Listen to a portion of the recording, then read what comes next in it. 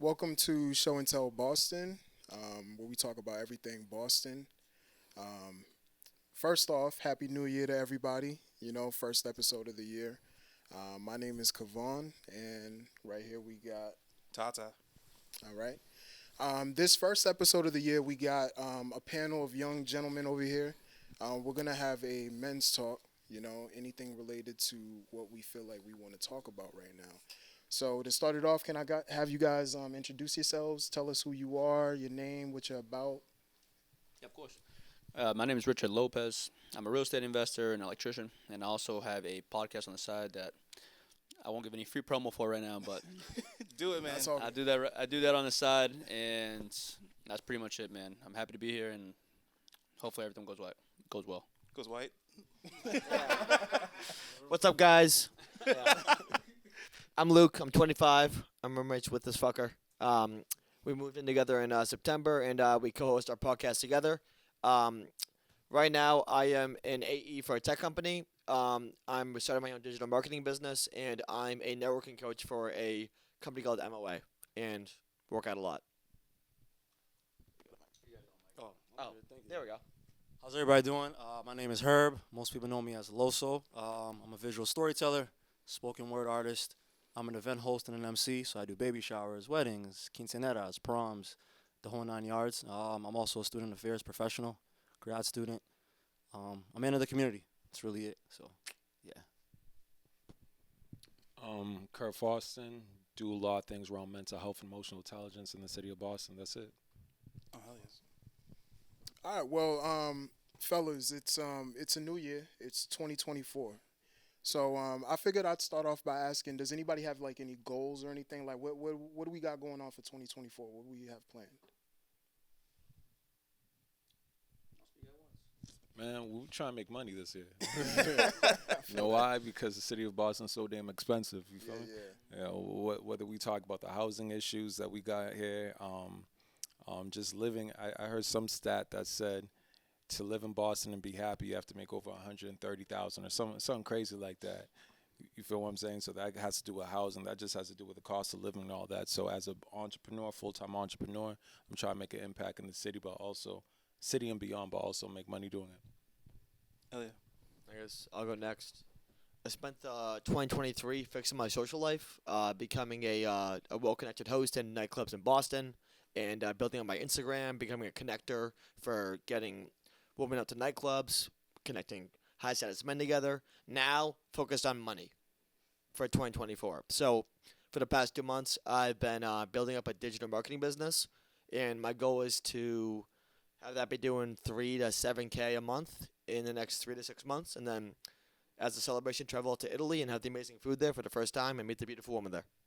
No, makes sense to me. Shout out to that, man. Guys, so I guess for this year, I am trying to pretty much do what I did last year, but just at a higher extent. Last year, my finances was pretty good. Mental health was all good. My physical shape stayed well. So I just want to keep doing what I'm doing, just a little bit better this year. And if I can talk numbers, I want to probably hit around. Honestly, finances is fine, but I think when it comes to online and networking and YouTube and stuff like that, because again, I got my own podcast and stuff like that. That Shane's been on actually, so shout out to Shane.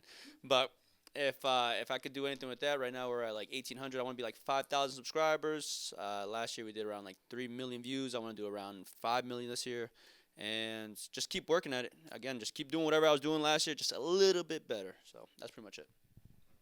I like that. I would say for me, my 2024 goal is like exposure leads to expansion. I feel like there's a lot of neighboring cities that have potential that we could collaborate with, like Providence, Pawtucket, New Haven, Brooklyn, Bronx, Brockton, Hartford, Springfield.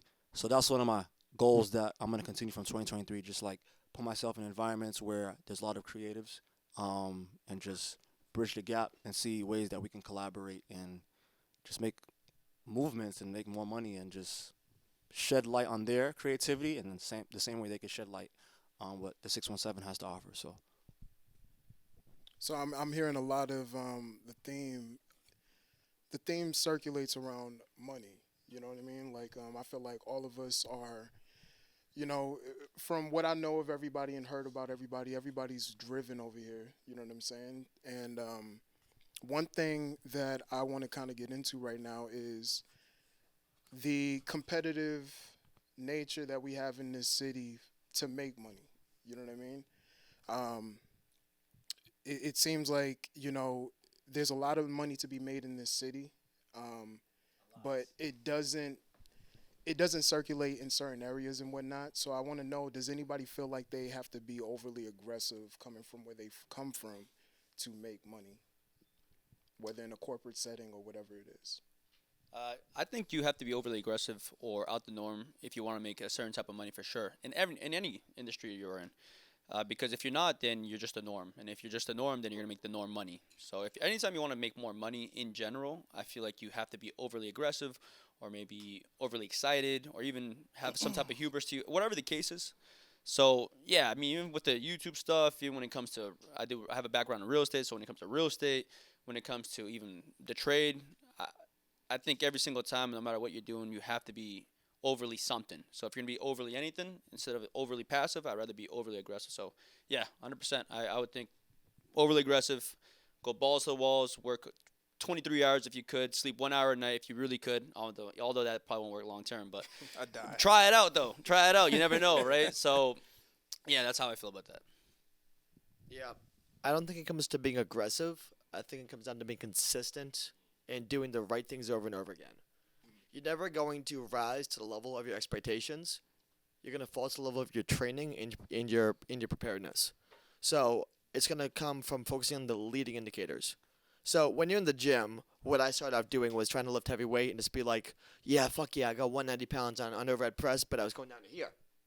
Mm. When you're in the gym and you want to build muscle, you want to focus on the things that matter. Am I doing the right rep range? Am I doing the correct form? Technique.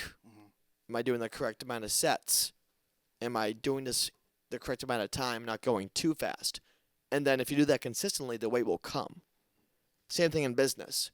Am I reaching out to 100 people a day?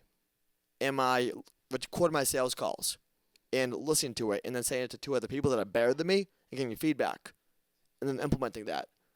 It's not so much of like doing 200 things one week and then doing zero another. It's about doing the same thing every single day and just doing what works over and over again.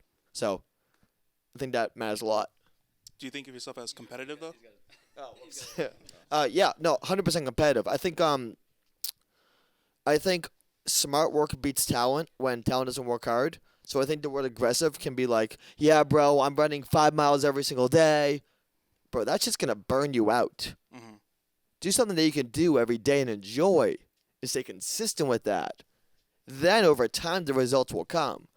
I think aggressive is a fun word to play around with, but it's about being consistent and doing what you can do every single day and not losing that spark to do that thing. So I get what you're saying. I think when it comes to being aggressive, right? I feel like most people should try to be aggressive, be overly whatever it is, right? So if you want to be an entrepreneur, be overly an entrepreneur. If you want to work hard, over whatever it is, do it overboard first, so you understand what your max is or your ceiling is to an extent, right? So that you can have your range, which is normal or which you could have consistently. So I know what you're saying, 100%, and I get that. But I feel like a lot of people don't even know what their max is, you know? No, and I agree with that too. I would say to find out what you're capable of and what makes sense for you, go to the extreme first. So for me, before I started my digital marketing business about 2 months ago, I was going out 3 nights a week. But then I realized this isn't making me that much money. What's going to make me money? Staying in, going to bed at 10, waking up at 5:30, lifting heavy shit, then focusing on my business for the next 5 hours. So instead of going out 2 nights a week and trying to do my business, not going out at all till I had something set up consistently, then enjoying the fruits of our labor. So like last week, went out 2 nights a week and I haven't gone out in like 2 months since then because I've been building the business. So like Fritz said, finding the extreme and then working the other balance into it. That makes sense. Yeah. How do you two feel about competitive nature and aggressiveness? I would say for me, I would say your connections is currency, right? Like you can be consistent and like work, but if you have the right connections and the right spaces and places, then the blessings will come. Like if you're like a creative plug and you move around in the city, like with intentionality, then the blessings will come. You could have somebody in Brockton or Springfield or Mattapan or Lowell or Drake or Methuen or Haverhill. Like if you just have a designated person in every county or town, then you shouldn't have to like work so hard, right? Or like be as consistent because like your character, or, like your resume should speak for itself. That's just how I feel. But anyone?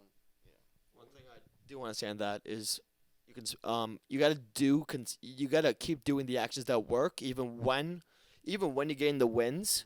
You can't stop doing what got you there. A lot of entrepreneurs, we like pain because it makes us feel like we're doing something. So when we've been doing the right thing consistently for a while and we have success, we're like, oh wow, this is cool. I want to change shit. I want to do something new. Bruh, keep doing more of what got you there and adding little incremental bits. So I would say yes, you want to be creative, collaborate, but don't stop doing what got you there. What was the question again, bro? So it was mainly I want to know, like, me as a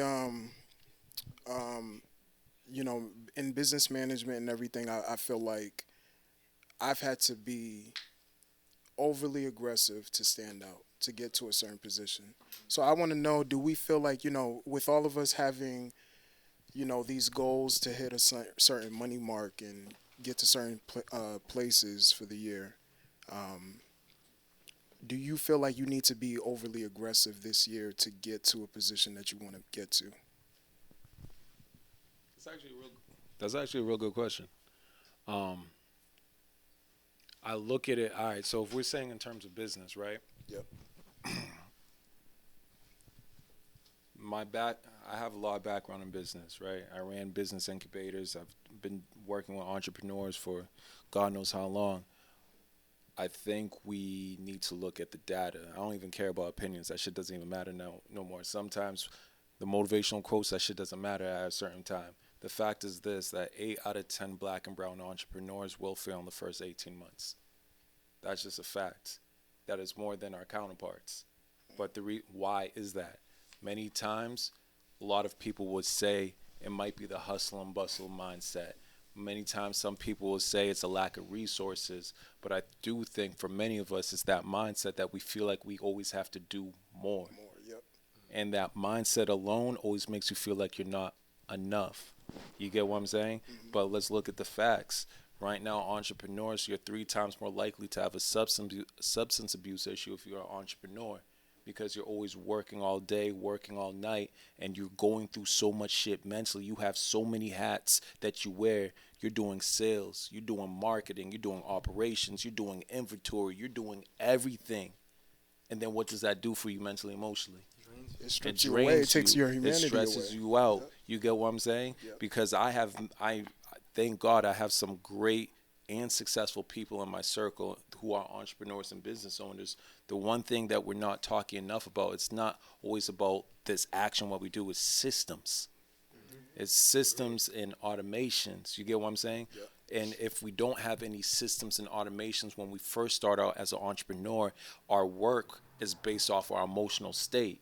So if you feel good, you're going to do a lot. If you don't feel that good, you might not do as much. And then the pressures of being a black and brown entrepreneur, specifically in the city, you're an entrepreneur, but you also may be a father. You also might be working. You also might have some bullshit going on in your family. You also might be dealing with past trauma. You might have issues with your girl. You might see some shit that's happening with your homeboys and shit like that. Like, there's so much shit that's happening that kind of stops us from being successful.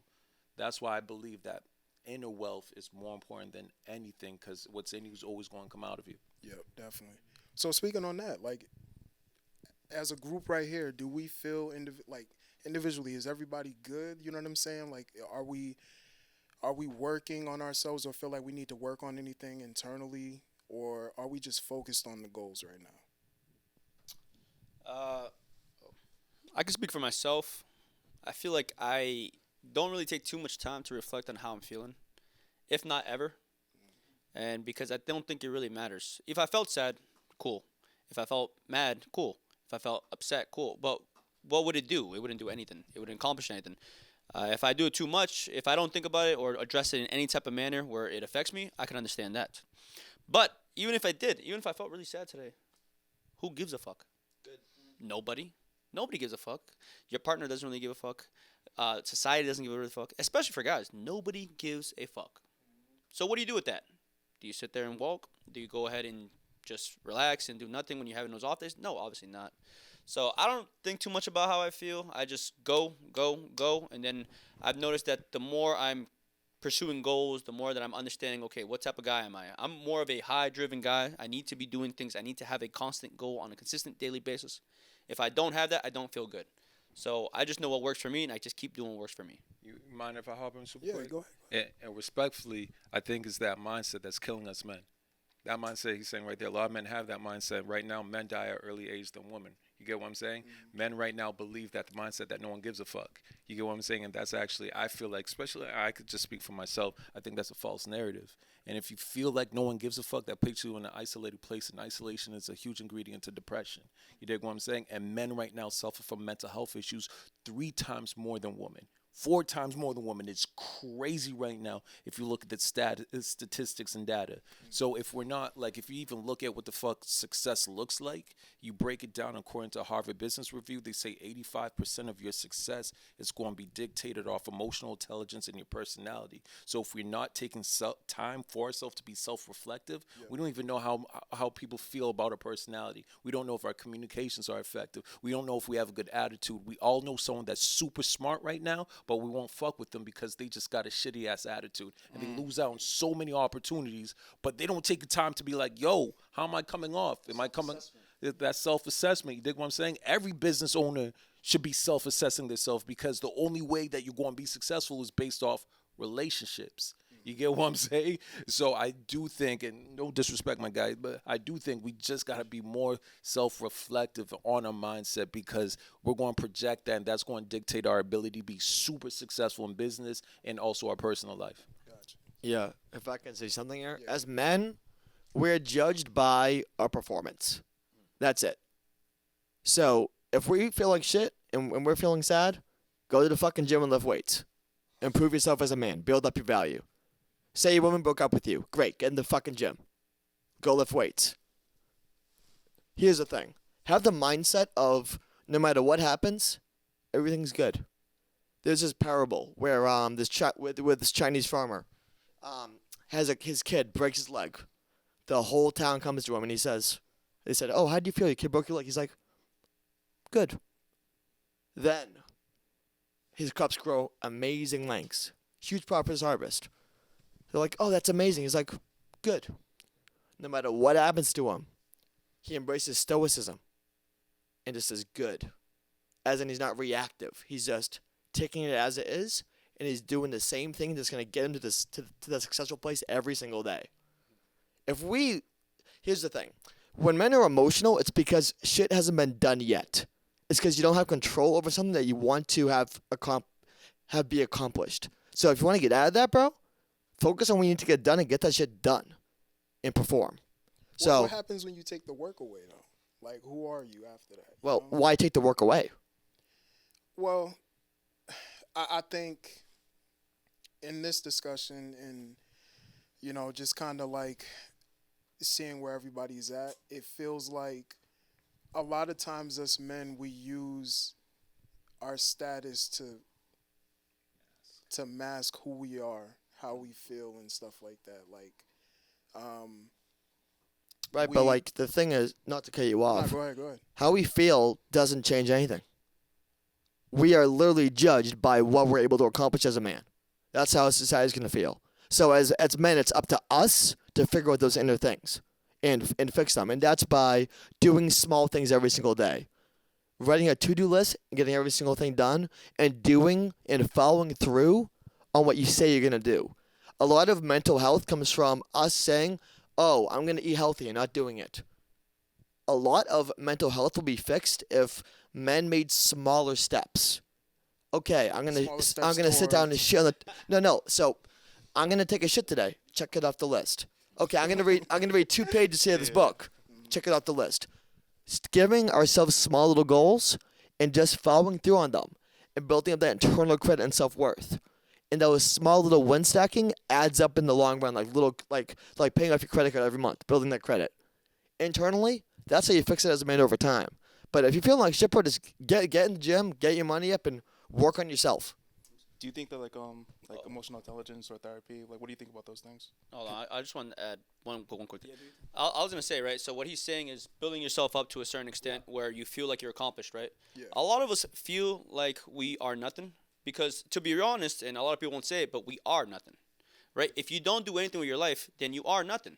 If you have lost your whole life, you are a loser, right? If you feel like a piece of shit, well, look at your life. What have you accomplished? If it's nothing, then hey, maybe you're a piece of shit.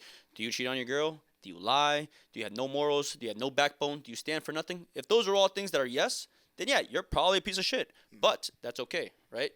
Because you can work on that. You can work on that. But I think, right, if we even talk about AA, right, when we talk about Alcoholics Anonymous, Yeah. what's the first step? Admitting there's a problem. So if you can't look in the mirror and be like, you know what, man? Yeah, I might be ugly, man. I might be fat. I might be broke. I might have no game.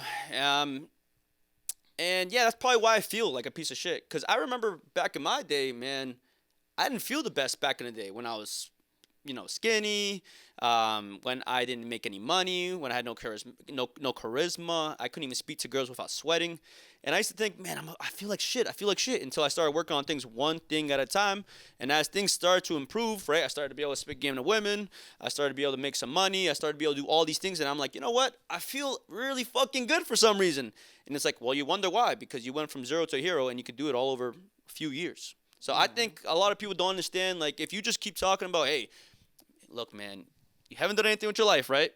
So, example, right? Luke, you haven't done anything with your life, right? You feel bad, and, you're really, really sad, man. Let's work on your emotions. It's like, why? Why? He's, okay, maybe he gets his emotions right. Maybe we give him the right information, but he still hasn't done anything. So we can convince him that he's a hero, but he's not. You're a fucking loser because you haven't done anything. So that's kind of what my thing is when it comes to that. Yeah. I mean, here's what I was going to say. I'm going to leave y'all with 3 quotes, right? Your circle determines your cycle. Your tribe will affect your vibe. Agreed. And if you don't engage in your emotions, then one day your emotions will engage you, right? Similar to what my brother Kurt said, it's like isolation. I think there's a difference between isolation and alienation. As men, we go through a lot of shit, right? We work, school, baby mama drama, or, child support, whatever we got going on. And I feel like if you don't have your guys that you could, like, chop it up with and be like, yo, today's a fucking rough day, and they'll look at you and give you that moral support where I'll be like, oh, man up, why you acting like a bitch? Like, bro, I'm coming to you in confidence. Like, give me the right tools to, like, move forward. Does that make sense? So I feel like your tribe, like, men, yeah, we experience life. We experience turmoil, but you want to have those 3, 4, 5 guys that you be like, yo, just hear me out, rather than from like, oh, you're a pussy, or like, man, why you crying about that issue? It's like, yo, like, put yourself in my shoes, have some empathy. That's what I was gonna say. So Yeah. Because let's say you accomplish the things that you're talking about, and it's kind of like how do you handle yourself if things don't go the way that you think because you did everything that you took care of. Your wife sucks some dick. Well, it's crazy, right? Because What? I go ahead and say make some money, right? My fault. Yeah, my bad. Well, I go ahead and say make some money, right? I go ahead and say, well, go get in shape. I go ahead and say be good with women, right? But it's not that simple, right? Yeah. There's a lot of things to do that. So I can almost guarantee that if you do work your way to that point where, and I only say these 3 things because those are the 3 things that men usually want. Mental maturity, mental health, and all that stuff 100% should be on point. But I think a lot of that can be accomplished if you're working your way up. So let's talk about fitness real quick, right? If you want to become fit, what do you have to be? Consistent, right? You have to be disciplined. You have to understand, right? You have to go out and learn some information that you do not know. So all these things are skills that you have to learn. So you don't just go ahead and get fit. You have to learn a lot of little things in between it that'll help you become a better person, right? If you're disciplined, you're probably making more money. If you're disciplined, you're probably getting in more shape. If you're disciplined, you're probably going ahead and doing a lot of things that you don't want to do, but you have to do. So in my sense, when it comes to if you don't feel the way you do, okay, if you're trying to become a millionaire that's in shape, that's great with women, and you starting from zero, I'm not saying you're getting this all to you, because if you get it all to you, it's a problem. But if you're not getting this all to you and you had to work your way up there, I can almost guarantee by the end of it, you're going to feel pretty damn good about it. Because you had to do a lot of small little things and you had to work your way up to it. So I hear that. Anybody else got anything to add towards that or anything like that? No. Um. So I want to get into manhood. Um. We're sitting here, and I hear, a lot of. I feel like there's a split right here. You know what I'm saying, on the idea of what that might look like. Because again, um, the modernized idea of being a man is based on your accomplishments and your status. You know what I mean? So how do we feel about society's views on manhood? Like what is actually happening right now? How does society view us as men? What do y'all see from society about yourself? One thing I just want to kind of address, Yep. and you're saying that you feel like there's a split. I feel like there isn't. I mean, Mhm. if we're really talking about, right, you're a mental health activist, right, you're advocate. But is there really split? Because you're saying get in touch with your emotions, right? And I'm saying, well, I guess me and Luke are saying have some. Well, not even saying suppress, but have some actions and then worry about the emotions to an extent, right? I mean, what's your opinion on that, man? I feel like it's pretty similar, honestly. I'm not even saying not. Go ahead. I'm sorry. Go ahead. You about to say something? No, go ahead. My opinion would be, if you look at a result, right? If you're trying to get something, you have to do something, right? An activity will give you a result. Makes sense. But what drives activities? What drives behaviors? Emotions, yeah. There you go. Emotions drives behaviors. Behaviors give us a result. Mhm. So if we can reverse engineer it, we should be starting at our emotional state, and we can actually manipulate it and engineer it in a way where we could get the activities that we get, the behaviors we're looking, so we could get the results we're looking for. So many times we have this ideology that fuck your emotions, for example, and just let's worry about the activities. But then people become a shell of themselves. People come unfulfilled. That's where I have literally worked with people who are having mental health breakdowns and crises and identity crisis. And unfortunately for us men, we keep it here. We don't have great coping mechanisms to deal with our emotional state.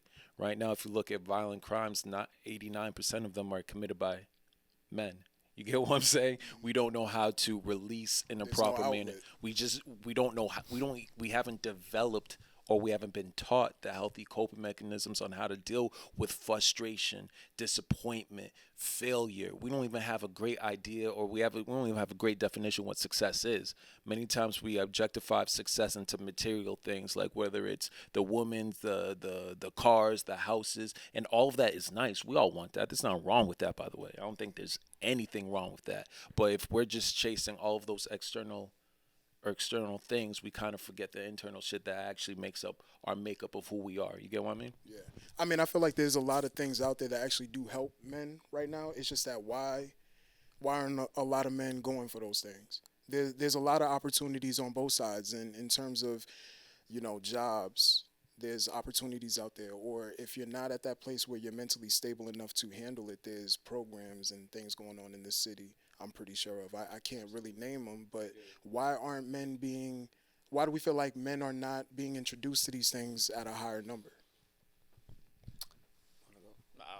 I feel like men, they are introduced to these services, but I feel like they might have been triggered in the past because as men, like if we open up or confide or we say that we have an issue, then sometimes that might be used against us, right? We might be burned later on. So I feel like some men, they know internally what's going on, but they rather say, you know what, I'm just going to go to the gym or make more money or just focus rather than be exposed later on, if that makes sense. Because sometimes they might confide in their family member or like their girlfriend, and then an argument comes out, the woman might say, oh, this is why you act like this, because like when you're 5 years old, it's like triggers, so yeah. Yeah, I think comes down to discipline. I think that emotion plays a big part in it, but I would say choices drive action, and choice comes from taking it within yourself to fix something. Like I said before, when you're emotional and you feel broken, it's because the need hasn't been fulfilled that you told yourself you were going to do. So step one is literally picking a small little task and doing it, and then picking another small task and doing it, and building that up over time. Maybe it's waking up an hour earlier, drinking 40 ounces of water, and then doing something. but you got to start somewhere. And I think the fact that we're even having this conversation puts us in the top 20% of men. 80% of most men are obese, like they don't take care of themselves, they drink like way too bad, they're not fulfilled, they're making 39K.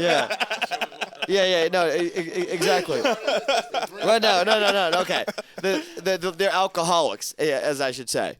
So the fact that we're even having this conversation puts us in that percentage, and most men aren't aware of these kind of groups, aren't in these masterminds, aren't reading, aren't educating themselves.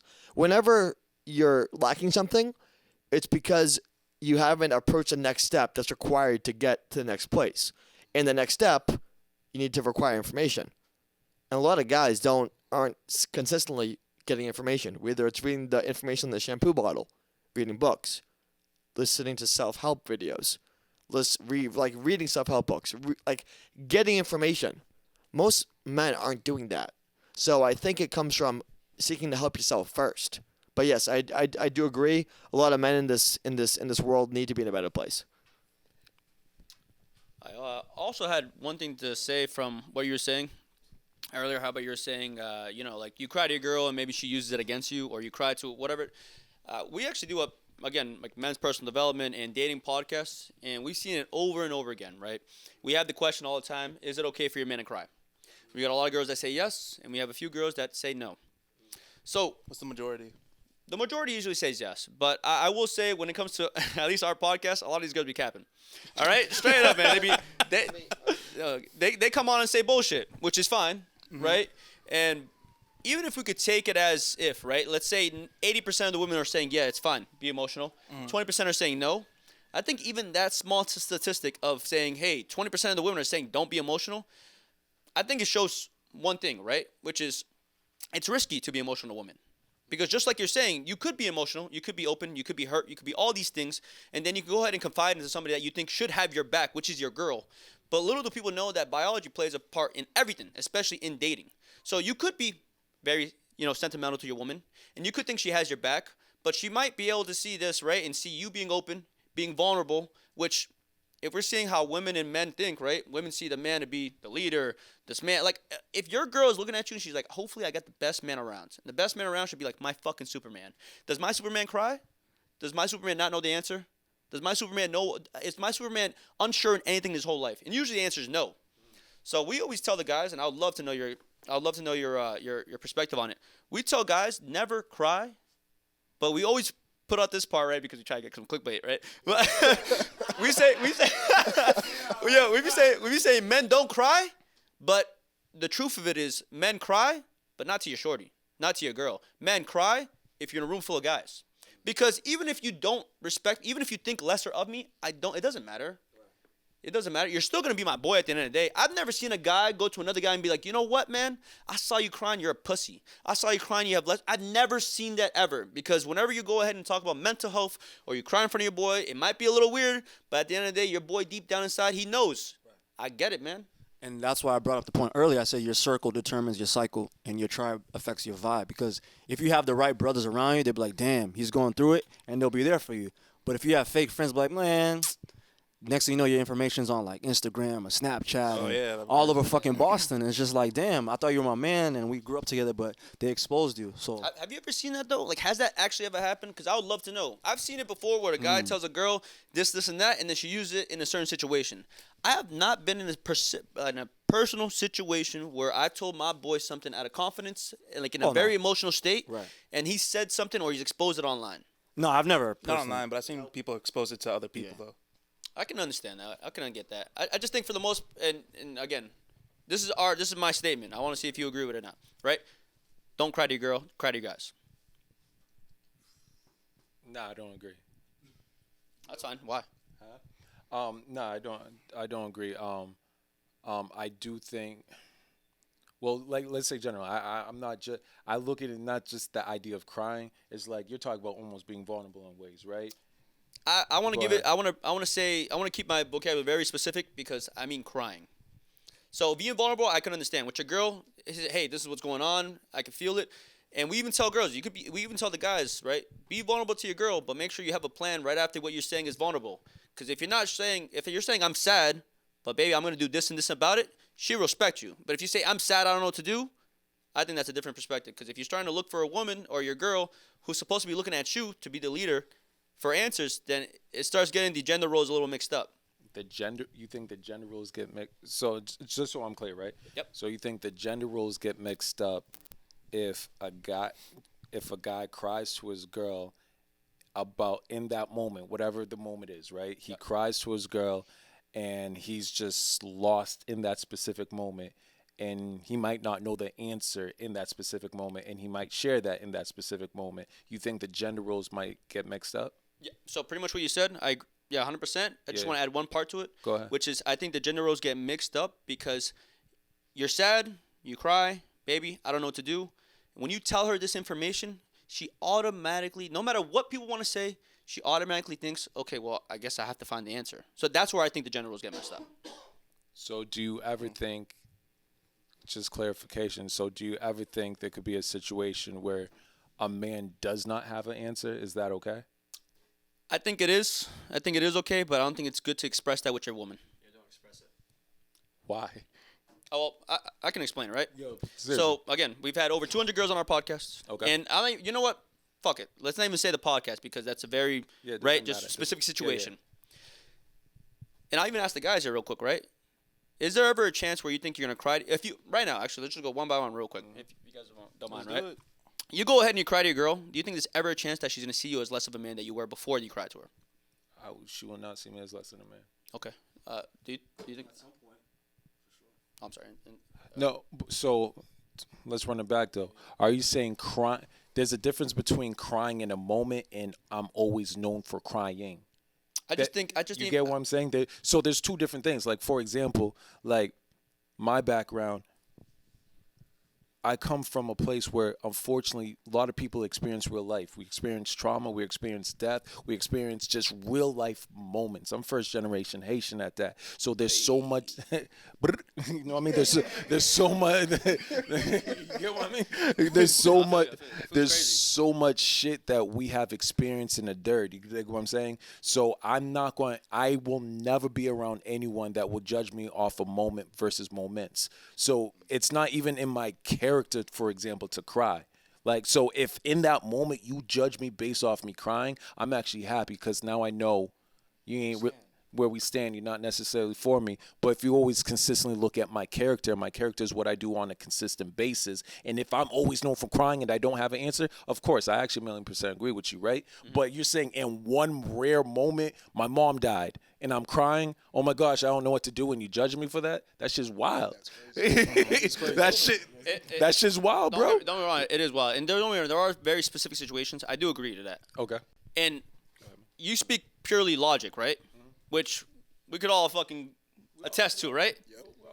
But now I'm adding the female gender in there, which I ain't trying to be misogynist here, right? But I'm just saying, Let's go. I'm just saying. It's true. I'm just saying, have you ever tried speaking logically to a woman completely 100% and she doesn't understand you? And she's like, okay, well, that's great. You're right. 2 + 2 is 2. I'm sorry. But I feel like retake. 2 plus. Remix. Hold on. You tell the girl, right? 2 + 2 = 4, and she's like, yo, you're right. 2 + 2 = 4, right? And actually she don't even respond. She's like, but I feel like it could be, 22. Like, don't get me wrong, very crazy situation. Yeah, but have you ever experienced a situation where you try to explain something logically and she's like, that's fine, that's cool, that's great, but I feel like. So them saying I feel like is like they throw logic out the window sometimes. So we're talking about a woman that's a gender completely that goes off of emotion most of the time. So it's like, yeah, you could think logically, hey, yo, I'm having a bad day today. Mm-hmm. I'm gonna cry to my girl, cause that's just what happened, man. It's a tough day. Being a guy's tough. Some shit crazy happened, right? And you think, yo, any logical person in the world would see that I am a competent man. I've done every single thing I had to do for the last 365 days. Today, she should never judge me for this shit. Mm-hmm. But again, that's logic. But if you're competent and if you're in that space where you're a logical, competent man, and then the woman is responding to you as if you're the craziest person for being vulnerable in that place, she's not the one, bro. Yeah, you gotta. You know what I skate mean? out. You gotta skate I out. understand if it's a continuous thing where it's like a constant crying is your answer for everything. That is a continuous thing. There's no emotional intelligence in that. What- But if in that one moment she gives up on you because you're down, where can I be? Where am I safe to feel like I'm not strong enough in a moment? You know what I mean? And I answer that. Yeah. I've answered that earlier with your boys. Exactly. Right? That's what I'm saying. It's just risky to say this shit in front of your girls because there's a slight chance, even if it's a 1% chance, and you could say maybe the girl's not a good. But why do a lot of girls have the same opinion when they say, if I see my guy cry in front of me, I think he's a little bit of a bitch? You know what I'm saying? I think he's a little every bitch. girl though? Is it every? I'm not saying every girl. I'm not. Yeah, That's yeah. the whole point I'm saying. Yeah, yeah. Even if it's a small percentage, right? Even if it's a regular, like that's the thing. Like guys, we're meeting different women in the world. There's a chance you're gonna meet one woman like this. Is she bad? If she takes care of your kids, if she cooks, if she's very caring, if she's all this, right? But she loses a little bit of respect to you over when you cry, does that make her a bad woman?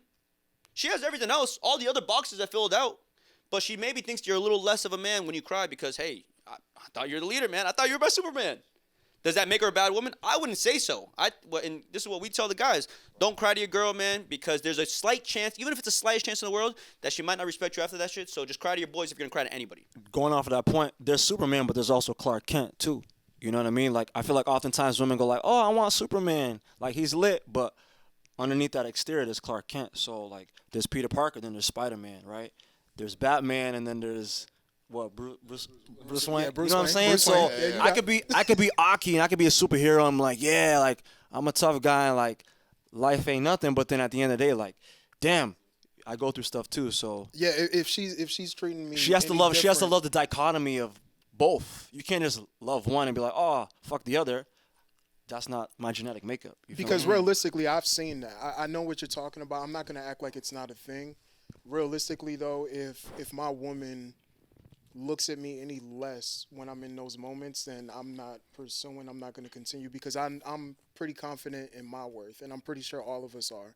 So in those moments, if you can't accept me in that, then it's a dub. I'm super curious. Are you guys in? Are you, if you mind sharing, of course, are you in a relationship? I'll answer, but what does that have to do with it, though? Because when you, because I am, the way you're talking in ways, it's almost masking, right? It's almost masking to your woman, specifically to your woman, and I don't. Out of a lot of people who I've been across and just things like that, I haven't seen over a long period of time that masking your emotional state at times can lead to a successful relationship. You know what I'm saying? Whatever that relationship is, whether it's friendships, whether it's with your boys, you know what I'm saying? Or with your girls, like, you know what I'm saying? Energy can't lie. And energy is one of the most true, purest form of currency is energy. Like, that's where we get the instincts from. You know what I'm saying? You can tell when someone's being, you're being a little shady, you're being a little fake, or whatever the case is. So what I'm hearing, and correct me if I'm wrong, I could be wrong, right? Oh, say what you gotta say. It's fine, bro. It sounds like at times you're telling people to mask their emotions with their girl if you feel like that, but you can run to your boys. You can run to your boys at night. Or whatever the case is, or run to your boys. Whatever the situation. You dig what I mean? You run to your boys. Yeah, Go if ahead, that's your buddy. statement, I agree. Yes. Yeah, that is what I'm telling guys. 100%. Yes. Don't express every single thing to your girl. 100%. And I am very specific when I say crying, right? Because crying is the ultimate form of vulnerability, and I honestly don't even think about just vulnerability. I think when men cry, right, it's hopelessness. Why would you ever cry? Actually, I can understand maybe your mom dying, maybe like again your mom dying, right? I can understand that, but in reality, why would anyone ever cry? You know, if you had a solution to a problem, would you cry about it? When women look at you, do they want a man that has solutions to it? If you hate the solution, I can understand that. But again, and if I can answer your question, because I will answer it, right? Which is, I'm single right now, but I came out of a 4-year relationship. So I had a little bit of a long term, if that's what you consider long term. You know what I'm saying? Did you cry when y'all ended it? Or? Not in front of her. Not in front of her, man. I heard some in the back. Yo, I heard that shit. And my man said, Okay. I think mental health and all this comes from present moment awareness and gratitude. Well, say that one more time. The fix or the step towards getting it fixed is being aware of where you are, having present moment awareness, and having gratitude. We live in 2024, guys. We have access to hospitals. Back in the 1800s, people lived till age 40, max. People got married at 20 because they were going to die at 40. We have access to hospitals. We have access to the internet. We have more access to information than we've ever had in our lives. We take a lot of things for granted because of the phones that we have and the dopamine reactions we get every single day from our phones. If you're sad, guys, there's so many resources for what you can do. And some people just aren't going out there and taking that one easy step to go and do that. Remember where you are.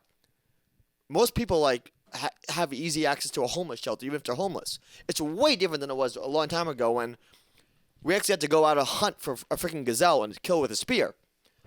Like, the men here are depressed because they're not working, bro. They're not doing what they need to do. That's bullshit, bro. That's bullshit. That's bullshit? Yeah. Men aren't depressed because of lack of work. Work doesn't define someone's identity. You get what I'm saying? Like 70% of they say 70% of Americans right now face trauma. I'm saying in black and brown neighborhoods, that shit's probably 90% of people face trauma. 120% of people face trauma. Usually the majority, well more than half of that trauma comes from childhood. Right? And when you experience trauma in a childlike age, your brain stops developing. This isn't based off me, it's based off science. Like your brain will start to develop differently. Okay. And unfortunately for many of us men, we don't have the wherewithal, the awareness. I agree with you on that. Awareness is huge. Self-awareness is huge. But self-awareness without self-management doesn't mean shit. I know a lot of people who have a bad temper that know they have a bad temper and they don't know shit about their bad temper. Yeah. So what's good with the awareness? I know mad people who know they're alcoholics, but they still drink. You dig what I'm saying? Lack of self-discipline. Self-awareness without self-management won't do anything. But many times if you try to do it all by yourself, you're going to fail. That's where the relationships and what you were saying, the quotes with the circles are everything. But if our communities, like my communities, are always broken and you're running to someone that you got to lift them up all the time. I know people right now who went in prison or in the prison system and they're still taking care of home. That shit. That's crazy. That's a crazy burden. Come on, bro. Yo, so it has nothing to do with work. Think about the responsibilities. Think about the emotional state. Think about generational trauma that gets passed down to us. We Haitian, bro. Yo, come on. Think about the generational shit. So maybe it could be true for some men. For some men, that might be true. But I'm saying there's a majority of us that shouldn't work. I'm not saying go to work and work 40 hours a week. I'm saying we have access to our phone information where you can look up videos. Hey, I feel this way. How do I fix it? And then you can go out and do it. And that comes from self-awareness and just having appreciation for what you have access to. And also just using your boys, not your girl.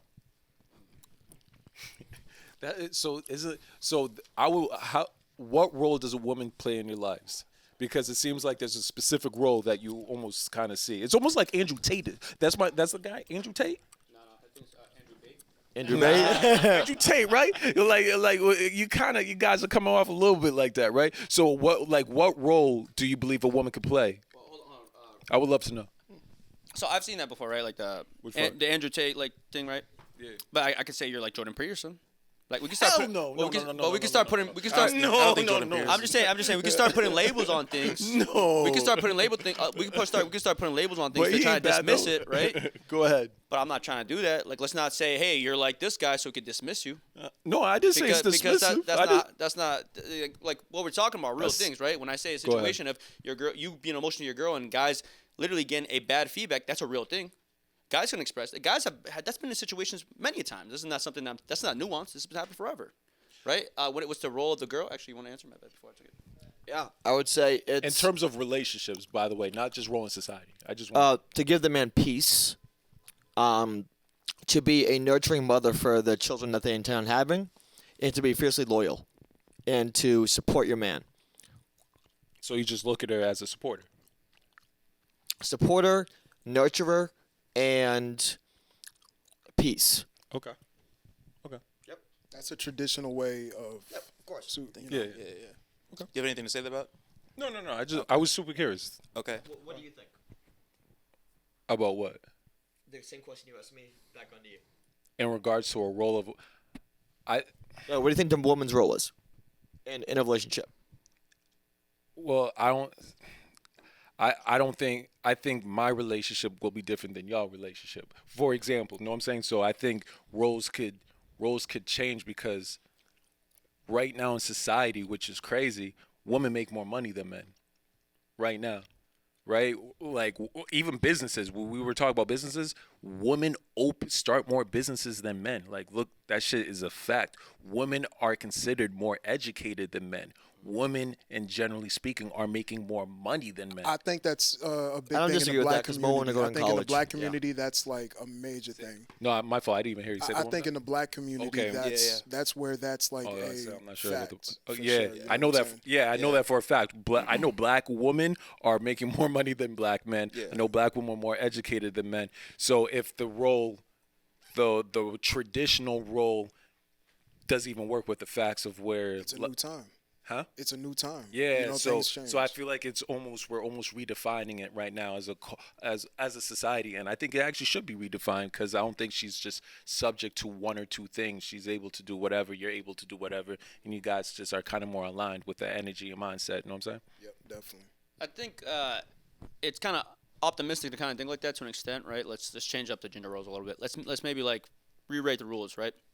But there's also another statistic, and I'm gonna butcher a little bit, right? But the most depressed type of people in the world, not even just men or women, the most depressed type of people in the world right now are women that are college educated, 45 and divorced, something like that, right? So pretty much, if you could correlate anything, it's like the more educated a woman is, the more depressed she becomes. Why is that? Because her dating pool becomes a little bit smaller, right? And these are things we talk about all the time in our podcast, right? So this is what I can kind of talk about.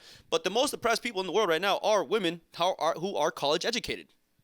So what does that show? College educated women are usually making more money, right? They're becoming more independent, right? So they stop becoming dependent onto men, which is fine, right? But the only problem is that is when you go ahead into a relationship and you go ahead and say, you know what, I'm independent, I don't need you in any type of way. Well, you start to try to fight the gender roles that have been for a long, long time. And although it's easy to say, hey, times are different, let's change shit up. Yeah. Well, what if I told you for the last 500 years, right, you've been walking. And now I tell you, hey, it's time to fucking crawl. You gonna start doing that? Evolution.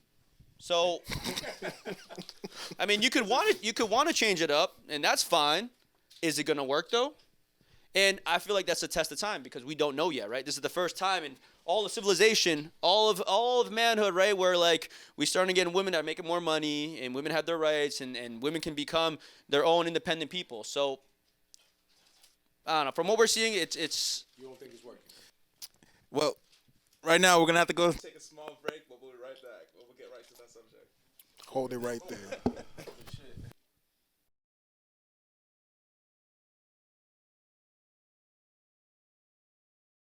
What up, y'all? Welcome back to Show and Tell. I'm one of the new hosts. This is X the God on the mic right here, and to my right is Your boy Cheese the God. Fuck you, man.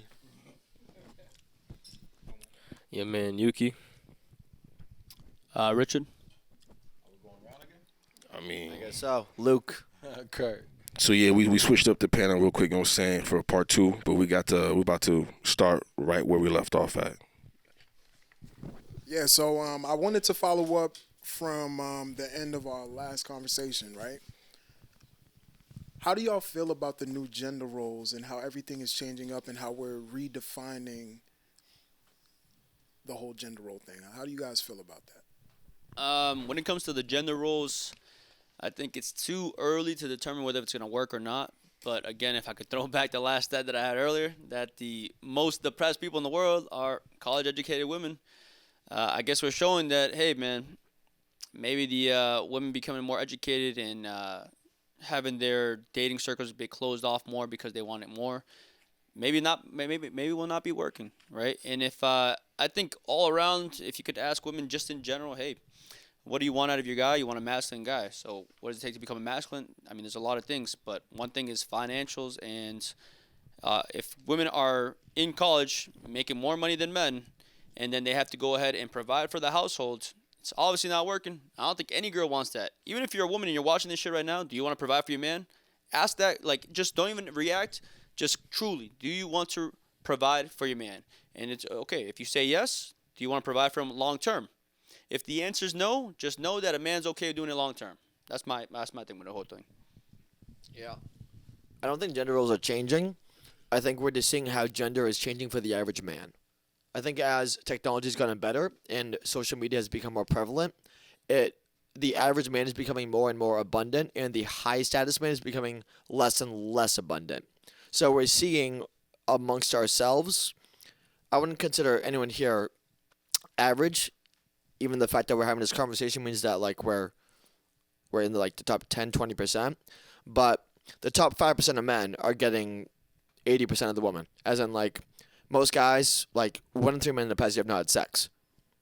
So I think that stat contributes to the fact that more men are not. All right, let me word it like this. Because of social media, the average woman has the same amount of options as a high status man. So we're seeing gender roles change because it is so hard for the average man to acquire sex and get in a relationship. And it's very easy for a high status man to acquire sex and get a relationship. So we're seeing how status is changing the playing field for the average man versus a high status man.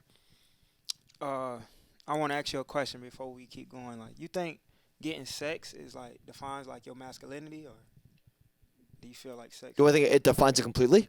Yeah. Not completely. I think as men we want to conquer. So that's why we go to the gym and we want to lift 300 pounds on the bench. That's why we want to go into our job. We want to get a promotion. That's why when we go out, we want to go home with someone. We want to go out. We want to conquer. We want to feel accomplished as a man. We want to feel disciplined, and we want to feel like we performed to our fullest ability. I think that's what determines masculinity. You don't think it's scary that we using conquer and sex in the same sentence? Because that's when, unfortunately, where some men, I'm not saying y'all, would never put that on y'all, not knowing y'all. No, underdogs, I wouldn't put that on y'all, right? No, I'm saying, but with some men, that's when they can act a little too aggressive with trying to get sex. And from everything I know, sex should be an expression of an emotion versus a statistical event. A lot of us growing up, we looked at sex as a statistical event versus the idea of like, yo, there's consequences, good and negative consequences to having sex. There's certain things called soul ties. That shit's real. You get what I'm saying? Forget the soul ties. Some people might say that's too spiritual. How about the shit just alone, STDs and all that shit? And right now, I know plenty of women that say they are scared into having sex with men because they don't know what will happen if they say no because of the aggressive behaviors sometimes some of these men demonstrate. So when we put conquer and sex, because I heard multiple people say that shit, when we put conquer and sex in the same sentence, that shit's scary as fuck. For me You dig too. what I'm saying? Me too. I feel like that's a crazy term to put together, but for me, I feel like I'll go back to the question about the gender roles. I don't feel like the gender roles are changing either. I feel like when it comes down to masculinity, all that lies in like your confidence and who you believe in yourself. Like, so for me, as long as I believe in myself and walk in the path of God as in my spirit, then like I'm confident in being like my man, me as a man. I agree with what you just said. Also, I think that's just another question for women because, there was an era when we were away from home and women wanted to join the workforce and stuff like that. So that's something that it's not like something that we put onto them. It's something they decided themselves. The idea is are men okay with their women working? Because the more common thing is like men finding out like that women do like OnlyFans or something like that, and like, whoa, like you don't have to do that. They're pulling the Drake. You like, you ain't gotta do that. I'm trying to take you out of that. You know what I mean? But it's like, it comes back to the equality thing where do they have their own rights? Can they make their own decision, or Do they follow the regular rules of a household where he works and she does the cooking, cleaning, yada yada yada. But a lot of people in this generation can't even cook, so like it's like again, it's starting to become a different kind of problem with the generation we're dealing with today, compared to how it used to be. We're trying to do it the way how it used to be, but it's not like that nowadays. Me, I'm real old fashioned, so I do believe in gender roles. I feel like it's in our nature. A man is going to be a man and a woman is going to be a woman. Ain't nothing changing that. No matter how sophisticated and intelligent we become, no matter what new stuff we create in society, like we can talk about this and that. Oh, a man should did it, a woman could did it, and all this. 'Cause it's fun to talk about it. You know what I'm saying? Like in theory, it's nice, but in practice, it's different. I feel like nothing's going to change a man from being a man. Nothing's going to change a woman from being a woman. I feel like men and women, we're supposed to support each other in different ways.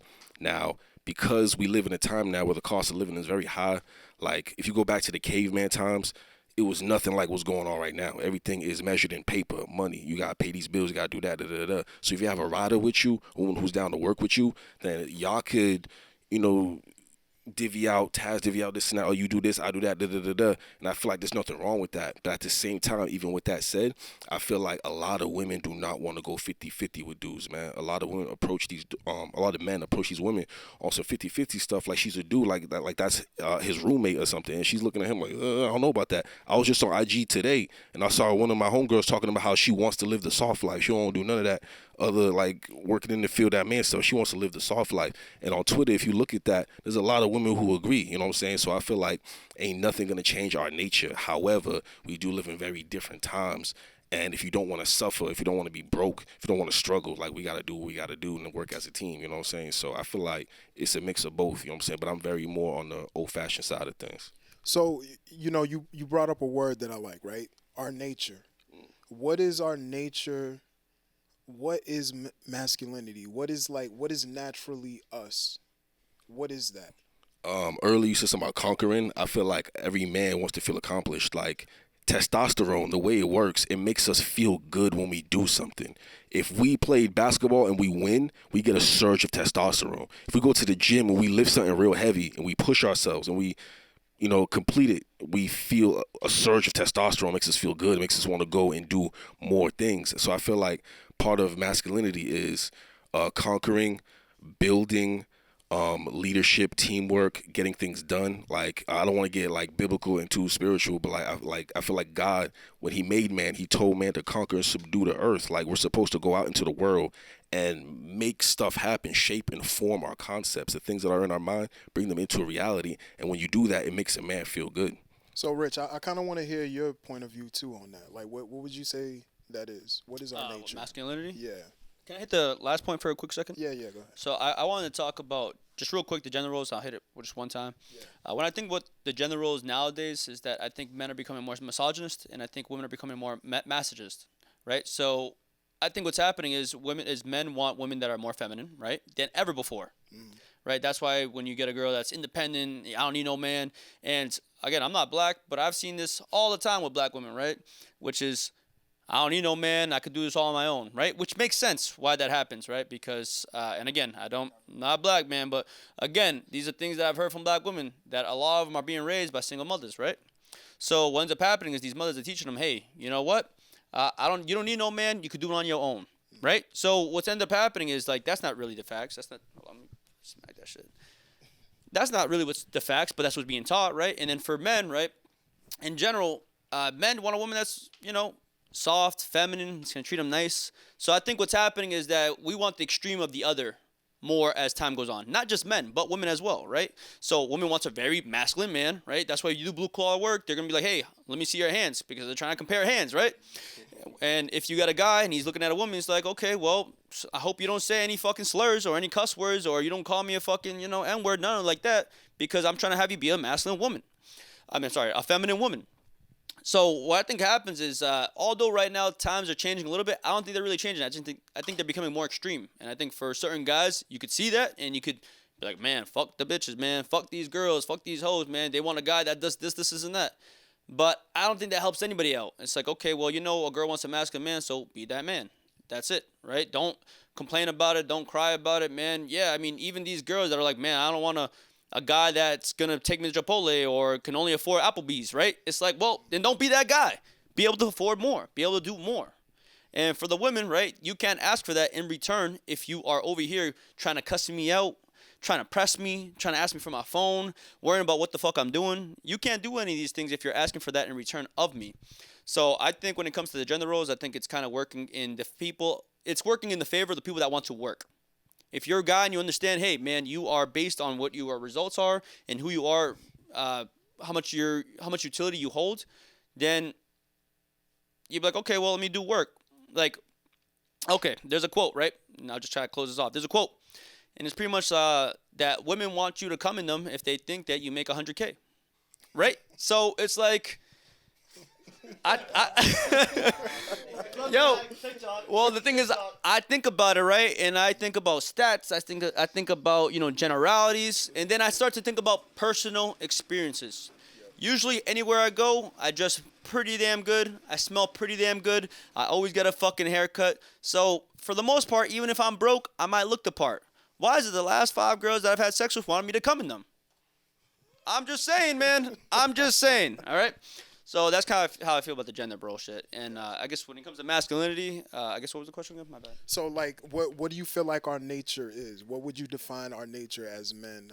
Like, what is masculinity to you? I think every guy is different. I think there is, and I think Show and Tell Boston has a lot of these certain type of guys, which you'll have like a lot of the artists, right? Which the artists will a lot of times put their emotions in front of actions and results. And although although the general advice for them would be to stop doing that, right? You're not gonna provide for anybody. You're gonna end up being 35 years old and probably broke.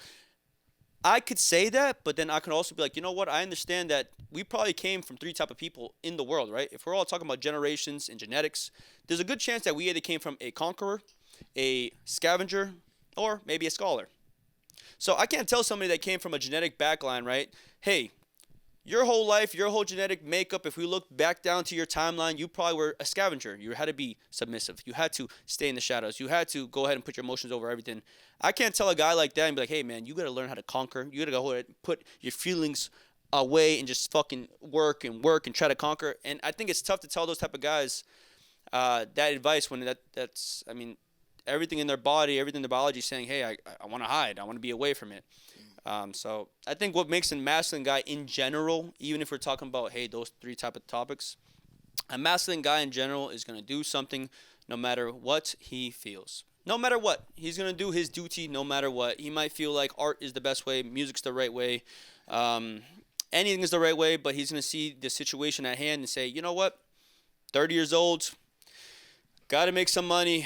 I got a girl pregnant, even though I didn't want to, but she wants me to fend for her. And you know what?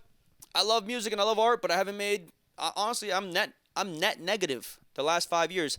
I gotta go get a job, and I will do that. And I don't give a fuck how I feel. I will do that because that's what I need to do. That's what masculinity is at the highest hierarchy of all time. How do you all feel about that? I think you guys identify as artists. How does that resonate with you? I'm not gonna lie to you, bro. I think that when it comes down to masculine energy, it don't have nothing to do with conquering anything.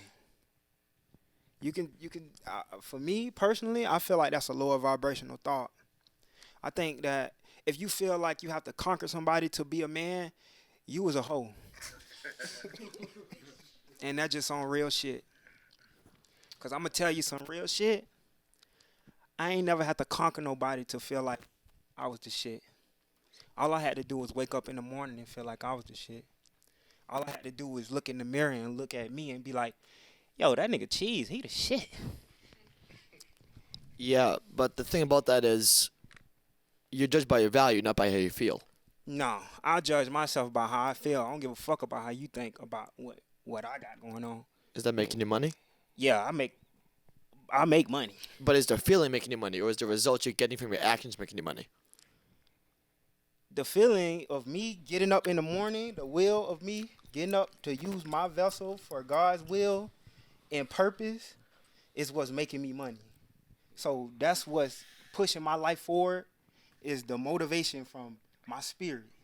Right. So if you're waking up and I'm feeling amazing, I'm feeling like a 10, but then you go to I'm McDonald's. gonna go conquer and- everything. Like you said, you finna conquer. I'm finna go conquer all my spirit's tributes.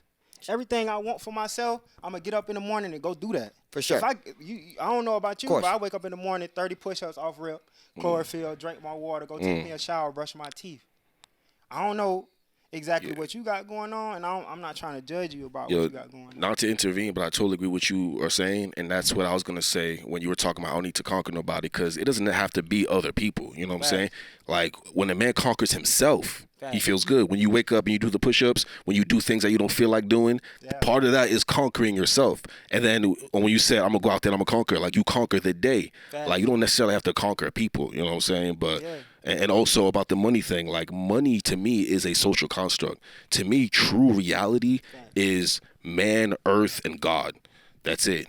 But us, we think up ideas, and these ideas end up ruling us. You know what I'm saying? I'm not against money. You know what I'm saying? I go out there and get the paper too, but I'm not against money at all. But I understand that money is a social construct. And today we use money to measure a person's worth or value. What's your net worth? What's your net worth? I mean, like, it is important because of the 3D reality we live in today. But at the end of the day, like, that is something that's made up. It's not reality. I think what makes you a real man is your character, your morals, what you stand on day to day. How consistent can you be with those things with yourself? Do you lie to yourself? Do you look in the mirror and tell yourself that you ain't? You know what I mean? Yeah. That's how I feel. What makes you a man? Yeah. 2 questions I had. You said these ideas ruin us. How do they ruin us? I didn't say ruin us. I said they rule us. Rule. Okay. Money rules I was about to every say, aspect of all our lives right now. Yeah. Like, that's facts. Like, I'm not saying right or wrong. I'm just saying that's what it is. It rules every aspect of our lives. The decisions we make, the relationships we have, how we treat people, it rules every aspect of our life. We wake up early in the morning, do some shit we don't want to do. Like, it rules every aspect of our lives. You know what I'm saying? But it's a social construct. It's a made-up thing. You know what I'm saying? And that just goes to show the power of ideas. If you come up with something, dog, they say money make the world go around. Nah, bro.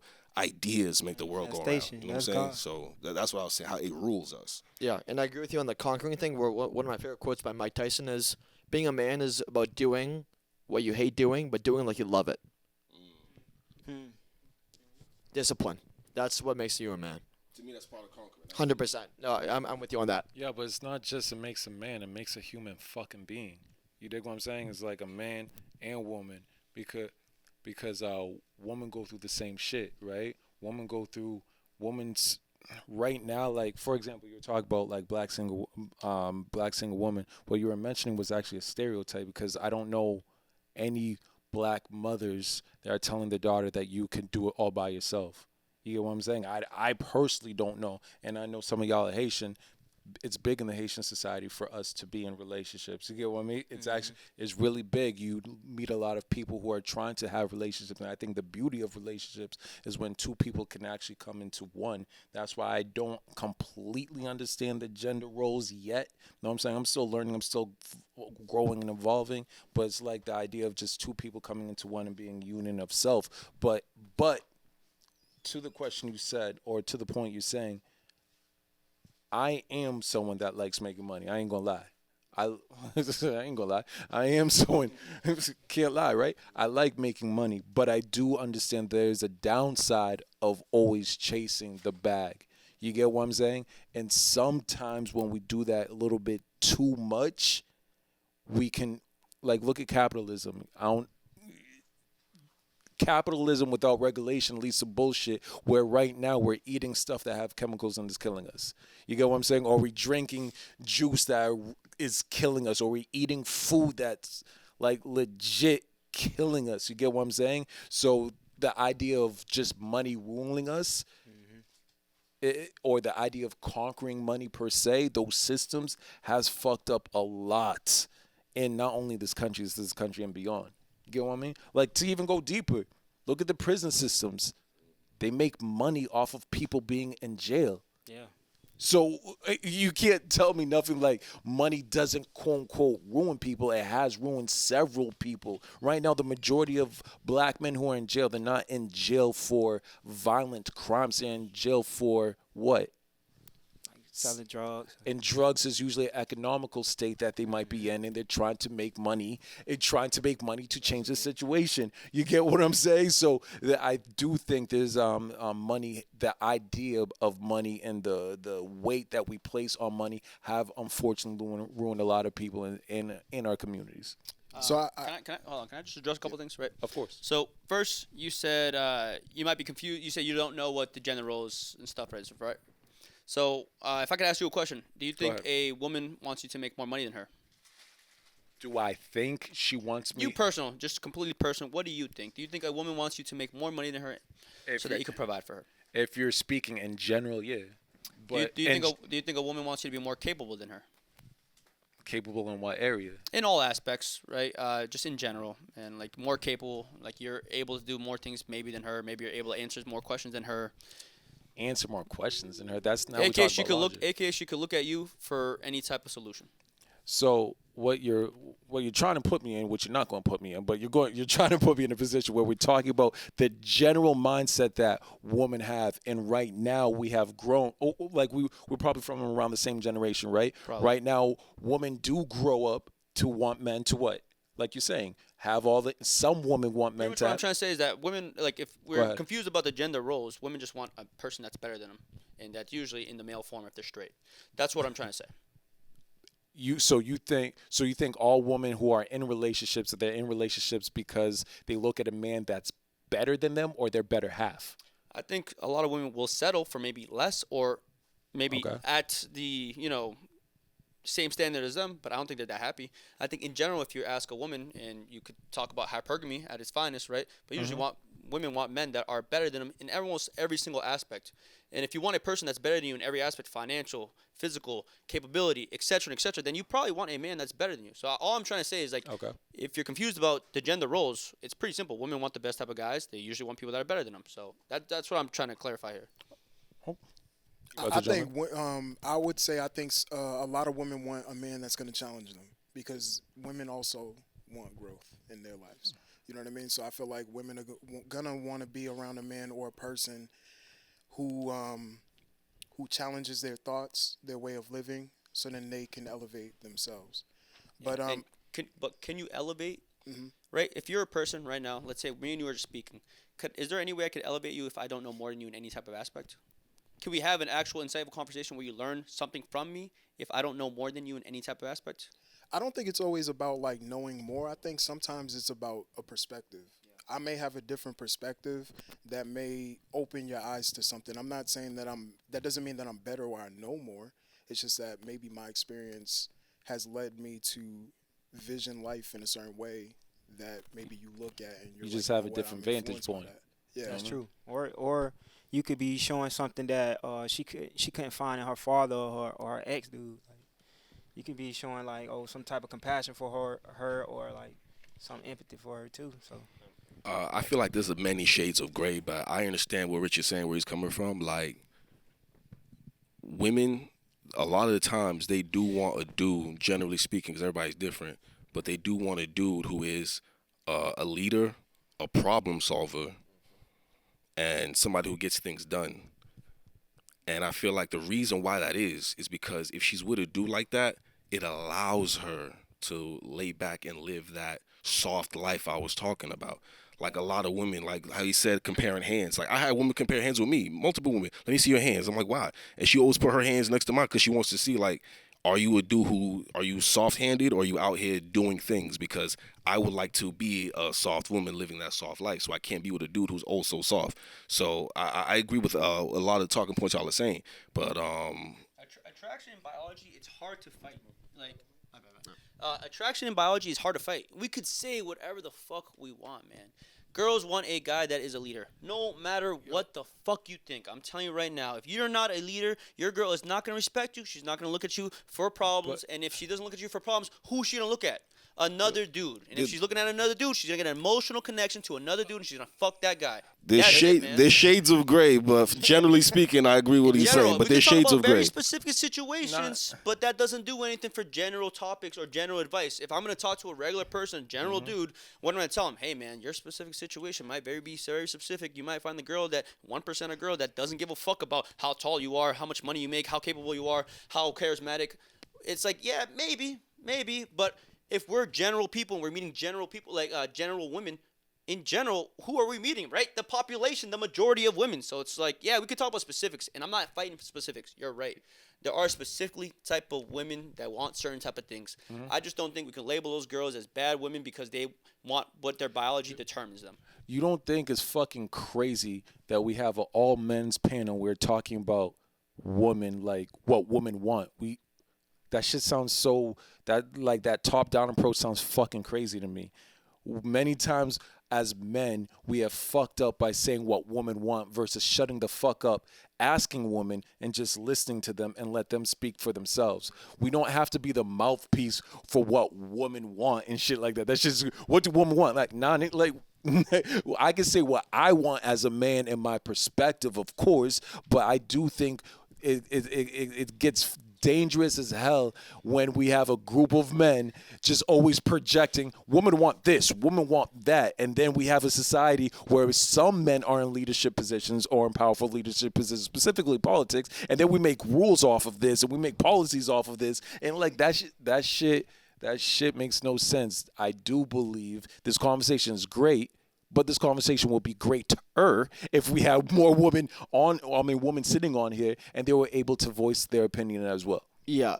When you ask women what they want, they describe a man they're already attracted to, and they describe what will make that relationship better.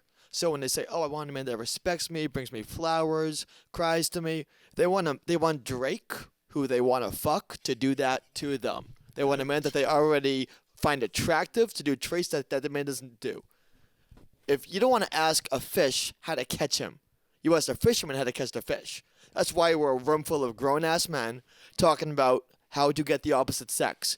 Because we've all been through so many rejections. Because from the age of 12, a girl has been approached by men offering her dick every single day. So they're calibrated to social situations. As men, we have to go through rejection every single day to learn how to act, how to be charismatic, how to make money, how to go up to a girl, how to talk to her. We face rejection every single day. So those stories add up, and that's what allows us to have these conversations with each other in these rooms. Wait, so I kind of want to switch it up real quick. I want to jump in there because you brought up something, the idea of an alpha male. What is that? I think me and Rich described it. It's a man that has, say in Massachusetts, a man that makes, all right, so I think an alpha is subjective. So woman, it's very subjective. For instance, if Tom Brady is in this room, he's the alpha male in this room because he has the highest status and he has the most amount of whatever it is. No, he's not. Okay. Let me do a better. Okay, let me make a good example. If I'm in a kindergarten class and I'm teaching it, I'm the alpha male because I have more experience and I am of higher status because I have more experience and wisdom and accomplishments than those other kids in that room. If I go into a conference and Ty Lopez is talking, Ty Lopez is now the alpha subjectively because he has more experience than me in that situation, and everyone else is looking at him and his status is higher than me. I think an alpha male is subjective to the status of the male in those situations. So just to understand, you believe alpha males, what defines the alpha male will be almost their social status. Not social, but status in general. I kind of think it's a accumulation of a few things, right? Sure. I think status, finances, capability, even physical capability, and not just that, but confidence, right? I think it's a collaboration. So if you meet a guy, right, if there's a guy that came in this room, maybe fucking Tom Brady, right? Tom Brady came in. He appears more confident than everybody. He makes more money. He has more status. He could probably whoop all our asses. That's the alpha male. You can say whatever you want. You can say whatever. And you know what? If you don't agree, test him. Test him. And if he whoops your ass, right, and he makes more money than you, gets more bitches than you, does everything, he has more status than you, he's the alpha male. You could say what you want. you're not the alpha male, right? Because there can only be one alpha male in a room. I think status doesn't make a dude an alpha male. I think status is a product of alpha activity, but it doesn't necessarily make you an alpha male. I feel like alpha males is kind of a broad thing. Like you said, it's a subjective, but I feel like the idea of alpha, the men, I feel like a lot of people, they make it very simple, black and white. Here's the line, you're either alpha or you're beta, and that's not true. There's actually many different masculine archetypes. There's sigma, there's gamma, there's all that stuff, and we're actually a makeup of a lot of these things. And I feel like to be alpha all the time is completely unrealistic. If you're trying to do that, they're gonna put you in jail. They're gonna put you under the jail, because in real life you can't be alpha everywhere. If your car is broken down, you gotta go to a mechanic. When you go to that mechanic, you gotta have respect and humility, because you have entered his domain. He's the alpha of right, his subjective, correct. Yeah, so like you have to humble yourself and like, yo, bro, I need my car fixed. I bet, and you wait for him to do his thing. You don't walk up to him like, hey, yo, fix my car right now. Like he ain't gonna fix your car. You know what I'm saying? So like I feel like when you go to your, you could be alpha at home, but when you go to your job, you got to switch it up, because there's a boss over there, and you can't be alpha to your boss. He's gonna fire you and find somebody else. And that's subjective. So one thing I want to say about what Rich said, I think fitness, looks, and all that, those are umbrellas of status. So guys like, I'll say Channing Tatum again, or Sam Asghari, who's dating Britney Spears, he's very, very good looking, and he got his status from being good looking. So being good looking is an umbrella of status. Bill Gates, he's rich. He's not good looking. He's not fit, but he's very, very rich. And he got his status because he's rich. So looks, money, fitness, they're all umbrellas of status. So I think status is ultimately at the top of what makes you an alpha. So when you talk about being an alpha male, Rich X, you guys brought up a good point about how it varies. It's subjective, like you said.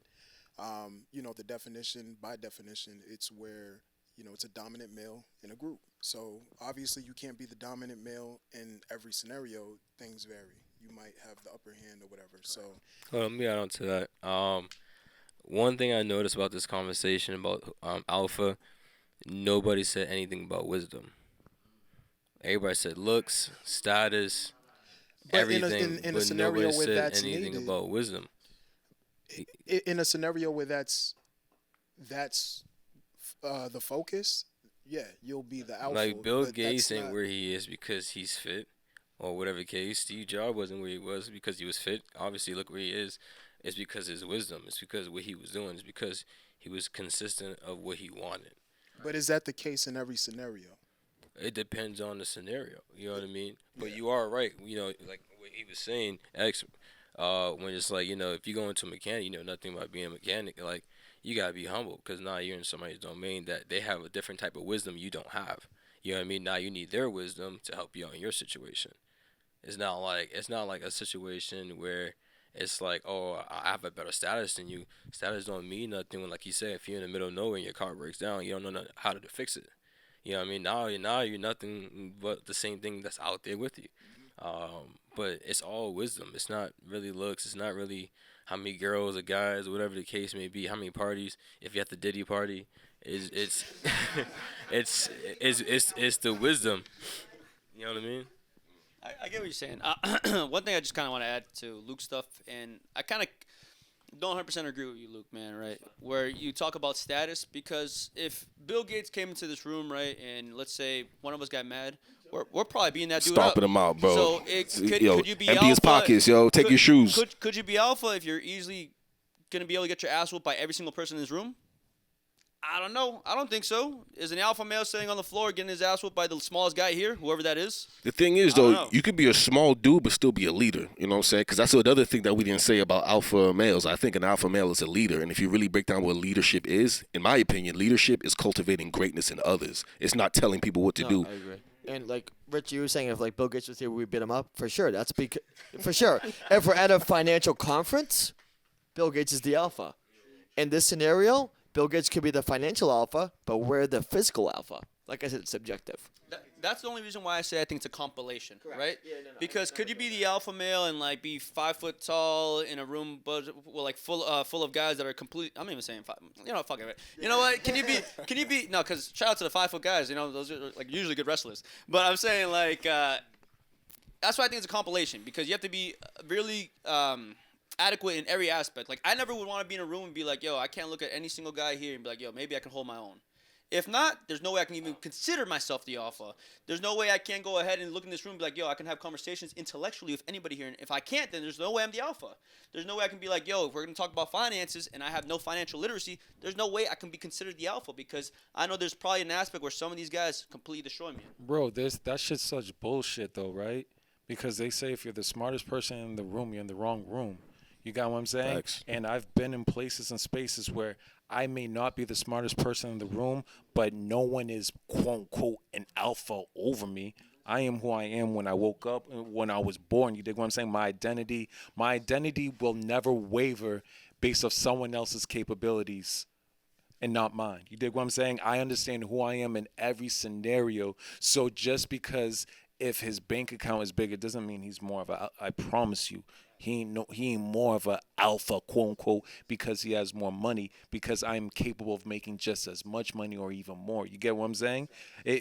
So when I hear that, I get a little worried when I hear that because I feel like that message being projected all the time. It's like that shit makes no sense. Something I want to say here is I agree with you. And I think being an alpha, look how the game Madden is played, where people have stats, speed, agility, strength. I don't think a man is about having like 10 out of 10 in two of them, and having 0 out of 10 in another two. It's about having the closest to a 10 you can in all stats. So if you're a 7 in finances, you're an 8 in physical aptitude. Maybe you're a 6 in wisdom and you're still getting there. Maybe you're a 9 with charisma. That's pretty close to an alpha. Yep. It's hard to find a guy that's 10 out of 10 in all of them. But the thing is, my fault for jumping in, right? But the thing is, what we're looking at is the end result. Of course. But all of us are not focused on. We all have different beginnings. You dig what I'm saying? So me just being a Haitian American, first generation Haitian American, living in Boston. My starting point to wherever I want to get to, let's just say we're all entrepreneurs. My starting point and your starting point is going to be completely different. Doesn't mean I can't have the same. It doesn't mean we don't have the same capabilities.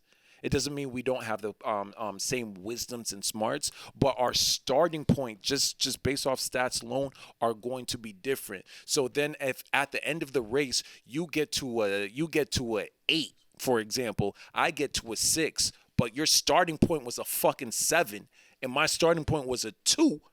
You get what I'm saying? Like, now we're not, like, look at how we're measuring this idea of alpha, or we're measuring this idea of success. You're not looking at people's starting points, which is different based off culture, which is based off genders, which is based off neighborhoods. Like, our starting points are all different, but we obsess over the end point and versus the process. And that's where we mess up. And that's where a lot of us, quote unquote, men, do run into mental health issues because we glamour over people's endpoints, the Tom Brady's, because he has more money than me, or the Bill Gates, he has more money than me. That's the result of doing something versus the process of who we are on a consistent basis, what we do on a consistent basis, our habits on a consistent basis. Yeah, I feel like alpha doesn't have so much to do with money and end results, or also identity. I feel like it's really what you do. And I feel like there's a show that I saw on YouTube. I forget the name of it, but it was a social experiment where they took a bunch of dudes and they put them through a bunch of different trials to see which man in the room was the alpha. And there was one dude who stood out because he seemed to always know what to do. Like, everybody's scratching their heads, working together. How do we solve this problem? And one dude was like, we'll do this. And everybody else just followed him. And in every situation, most of them, the dudes followed him. So it's like, I feel like alphaness is situational and not necessarily trophies and stuff like that. Because there's some dudes who aren't alpha, but they're accomplished. You know what I'm saying? Just real quick, right? We're having a conversation with alpha, right? But if I'm being real, like, I don't even try to.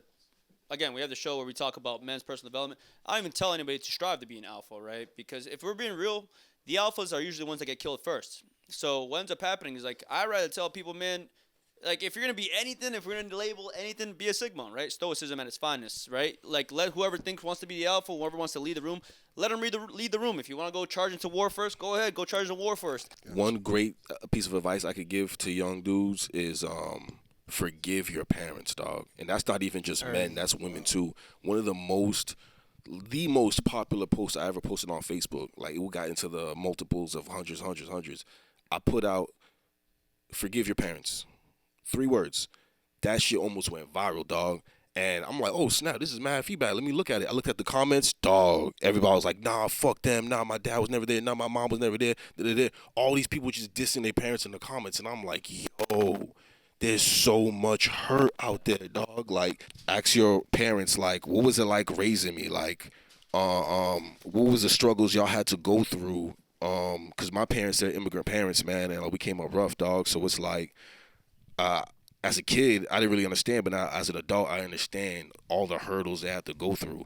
And yeah, I didn't really have a good relationship with my pops when I was a kid. But as I became older, I became a man. I started to understand him and forgive him, and like just see things clearer and better, dog. So my piece of advice: forgive your parents, put your ego aside, and sit down and have real conversations with them, because you'll end up with like clarity, dog. That's one thing. Yeah, not only that, but forgive yourself too. Another thing, like, imagine if you have a friend that's always lying to you, cheating on you. How long would it take before you kick that guy to the curb? It would be pretty quick, right? Now, how many times do you do that to yourself every single day? You tell yourself you're going to do something, you don't do it. You say you're going to go on a diet and you cheat on it, but you continue to do it. Treat that person, treat yourself like the person you're going to kick to the curb, and keep your word to yourself. And that's going to make you a stronger person. That was kind of a random tangent, but that just came up. Yeah, I feel that. All right, everybody. Kurt gotta go, man. Thank you for being here, brother. Peace. Appreciate you, Peace, man. bro. My man. Stop that boy. No, you good, brother. Thank you, man. Take a seat. Yeah, we gotta. Gotcha. What can we say, bro? Nah, man, I don't know what you're talking about, bro. Well, I I'm want not on camera at least. I want to end it with this. If anything, you know, fellas, I feel like this was a great discussion. You know what I'm saying? Like, I feel like I hope that we do this more often, where we're able to like get together, even if we have opposing ideas. I feel like this is a collaborative effort to like grow as men and let it out. You know what I mean? And share and grow with each other. You know what I mean?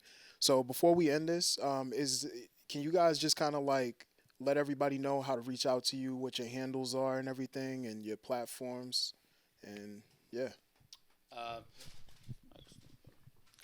Guys, my name is Richard. On Instagram, you guys can hit me up at Richard Lopez. That's EZ. There's a period in between the E and the Z. If you guys want to come out onto the podcast, or you guys want to go check out where we have more talks about men and female dynamics, you can go ahead and check out the podcast. We're on YouTube, Instagram, Twitter, everything you can possibly imagine, guys. Just search up on Google Rich Level Talks. You guys will see it. So you guys will be able to see more of that on there, and we'll talk about a lot more of these cases, and we get a lot of crazy shows going on. So. What's up, guys? I'm Luke Chase, Luke G Chase on Instagram. If you guys want to go out in Boston, go out to clubs in Seaport, hit me up, and I will hook you guys up. Thank you all for having me. Herbaloso, Herbaloso. I go by Herb or Loso, either or. It's all the same person. I love y'all. It's X the God. I'm a musician and a visual artist. My handle is XDAGOD on Instagram. If you click the link in my bio, you'll find a lot of my music, a lot of my work. I make healing solfeggio sounds as well. I just dropped a lo-fi beat just now. I'm a producer too, so holler at me if you need beats. But I do a lot of artistic things, filmmaker, all that. You know what I'm saying? But XDAGOD. I go by Yuki. You can find me on IG at Yukimura_Kuj. I'm an international model. I also got a link on my profile if you want to see my cooking. But yeah, follow me up. Me, I'm Cheese himself. Go by the God on Instagram. You go to God Cheesy_Cheesy. If y'all looking for me or you want to see some fire ass art, look on my Instagram. I could basically do everything, and I mean look good first. All right. Well, thank you guys for joining us, and this was another episode of Show and Tell Boston.